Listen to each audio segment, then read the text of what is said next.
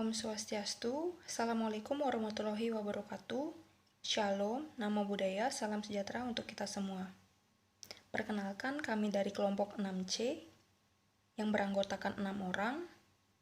Di antaranya yaitu Justina Septi Dianita dengan NIM 18091, Yulia Halifatunisa dengan NIM 18092, saya sendiri Kadelia Pramita dengan NIM 18093, Windy Kartikasari dengan NIM 18094, IGD BIM Sidi Pramaputra dengan NIM 18095, dan yang terakhir Inyoman Widya Putra Adnyana dengan NIM 18096. Pada mata kuliah Farmasi Veteriner kali ini, kami akan mempresentasikan materi bentuk sediaan obat padat, yaitu kapsul. Next.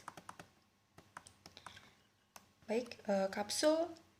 Istilah kapsul berasal dari bahasa Latin yaitu CAPSULD atau kapsul, yang terbungkus dalam suatu cangkang atau dibuat dari metil selulosa, gelatin, pati, atau bahan lain yang sesuai. Nah, bentuk kapsul umumnya bulat panjang dengan pangkal dan ujung yang tumpul. Berikut adalah indikasi memilih obat bentuk sediaan kapsul. Ada 3, yaitu rasa obat pahit dapat ditutupi, untuk pasien yang tidak tahan bentuk puyer, dan bau obat yang tidak menyenangkan dapat ditutupi. Baik, kita ulas satu persatu, yaitu rasa obat pahit dapat ditutupi.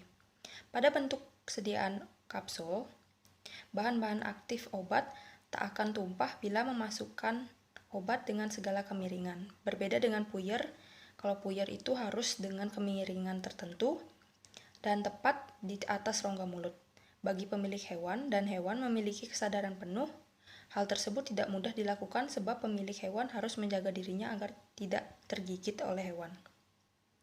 Selanjutnya yaitu untuk pasien yang tidak tahan bentuk puyer. Tidak semua hewan memiliki kemampuan untuk menerima bentuk sediaan puyer. Pada kondisi demikian, maka jalan yang terbaik adalah dengan pemberian bentuk sediaan obat kapsul. Dan yang terakhir, bau obat yang tidak menyenangkan dapat ditutupi. Baik, selanjutnya saya akan menjelaskan mengenai keuntungan dan kerugian penggunaan sediaan obat dalam bentuk kapsul. Untuk keuntungannya itu mudah ditelan, cepat hancur dalam saluran cerna sehingga bahan obat lebih cepat untuk diabsorpsi. Cangkang kapsul tidak memiliki rasa sehingga dapat menutupi bau obat dan rasa bahan obat yang pahit. Kemudian bentuknya menarik dan mudah dibawa.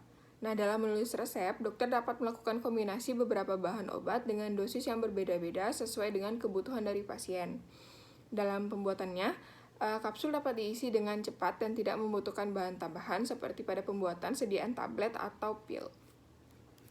Sedangkan untuk kerugiannya, sediaan kapsul tidak bisa dibagi-bagi, tidak dapat digunakan untuk bahan obat yang bersifat hygroskopis atau mudah mencair, kemudian tidak dapat digunakan untuk bahan obat yang dapat bereaksi dengan cangkang kapsul, serta tidak dapat digunakan untuk bahan obat yang mudah menguap karena pori-pori cangkang kapsul tidak dapat menahan penguapan. Baik, selanjutnya itu ada sediaan kapsul. Yang pertama itu ada kapsul keras atau hard kapsul atau kapsul dure. Selanjutnya ada kapsul lunak, soft kapsul atau kapsul moles. Kapsul keras atau hard kapsul atau kapsul dure terdiri atas bagian wadah dan tutup dibuat dari metil selulosa, gelatin, pati, gula, air, atau bahan lainnya yang terdenaturasi yang memiliki sifat pembentukan film yang baik.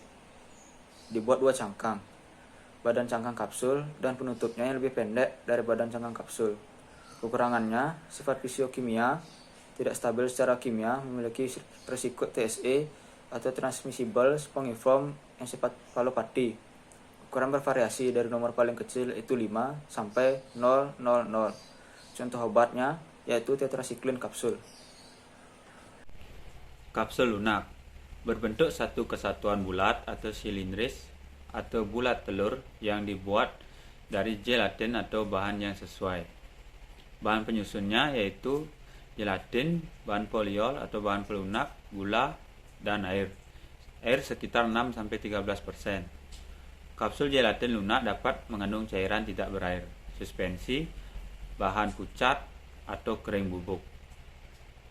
Peran kapsul gelatin lunak sangat penting untuk saat obat yang mudah menguap atau obat bahan yang rentan terhadap kerusakan di kehadiran udara. Contohnya yaitu obat Natur E. Cara pembuatan kapsul. Cara pembuatan kapsul keras, yang pertama, mencelupkan pin cetakan stainless steel yang telah dilumasi ke dalam larutan gelatin 45-50 derajat Celcius, viskositas yang telah ditentukan, sesuai ukuran kapsul dan penutup kapsul serta tubuh yang dibentuk. Selanjutnya, gelatin diambil oleh pin sebagai hasil gelasi, dan ketebalan film yang dihasilkan diatur oleh viskositas solusi. Kemudian, melewati aliran udara dingin untuk membantu pengaturan gelatin dikeringkan. Udara terkontrol dipanaskan hingga beberapa derajat di atas suhu sekitar dan ditiup langsung di atas pin. Kemudian, bagian kapsul dipindahkan dari pin, dipangkas dan dipasang bersama. Selanjutnya, cara pembuatan kapsul lunak. Yang pertama, kapsul gelatin lunak dibuat, diisi dan disegel dalam satu proses. Gelatin yang digunakan untuk membentuk cangkang lunak memiliki kekuatan gelatin yang lebih rendah daripada yang digunakan untuk kapsul keras. Dan viskositas larutan juga jauh lebih rendah, serta menghasilkan cangkang yang lebih fleksibel. Aditif plasticizer seperti polialkohol, yaitu gliserin, propilen glikol, polyethylene glikol. Sorbitol juga dapat ditambahkan sebagai agen pelembab, di mana jumlah air yang lebih besar akan bertindak sebagai plasticizer. Zat pewarna dan opasifikasi juga ditambahkan. Kemungkinan ada migrasi komponen pengisian ke cangkang dan plasticizer dari cangkang ke filler. Interaksi ini harus diperhitungkan selama perumusan cangkang gelatin dan pengisian. Baik, yang selanjutnya adalah ukuran sediaan. Jadi, ukuran kapsul ini menunjukkan ukuran volume dari kapsul dan dikenal terdapat 8 macam ukuran yang dinyatakan dalam nomor kode 000, 00, 0, 1 sampai dengan 6. Jadi ukuran kode 000 ini menunjukkan ukuran yang terbesar dan kode 6 merupakan ukuran yang terkecil. Nah, penting juga bagi kita untuk mampu memilih kapsul yang tepat atau memilih ukuran kapsul yang terkecil yang dapat menampung bahan obat yang dimasukkan ketika menyiapkan resep dokter. Berikut adalah tabel ukuran kapsul dan daya tampungnya, dimulai dari ukuran 000 yang merupakan terbesar dan diakhiri dengan nomor ukuran 6 sebagai ukuran yang paling kecil. Demikian pemaparan materi dari kami, semoga dapat dipahami dan kami mohon maaf apabila terdapat kesalahan dan terima kasih banyak.